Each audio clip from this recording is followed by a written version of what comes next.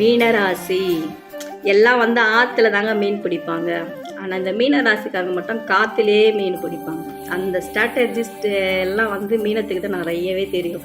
ஒரு மீன ராசிக்காரங்களை போய் நீங்கள் மீட் பண்ணுங்களா, இது பண்ணிடலாம், இது முடிச்சிடலாம், இது செஞ்சிடலாம் அப்படின்ற ரேஞ்சில் தான் இருக்கும் அவங்களோட பேச்சுக்கள் எல்லாம்.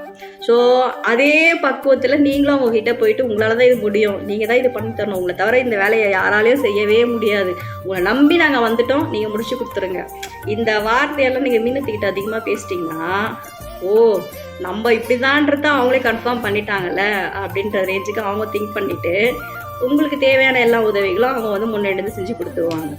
ஸோ மீன ராசிக்காரங்க வந்து வாய்ஜாலம் வந்து ரொம்ப அதிகங்க. ஸோ வாய்ஜாலத்திலே தன்னுடைய சாமர்த்தியமான பேச்சுக்களாலையும் எல்லாரையுமே அழகாக கவர் பண்ணிடுவாங்க. ஸோ இல்லாத ஒன்றை இருக்கிற மாதிரி காட்டுறதுல மீனம் நம்பர் 1. ஸோ மீன ராசிக்காரங்களை சரியாக பயன்படுத்திட்டிங்கன்னா தேவையான உதவிகள் கிடைத்துவிடும்.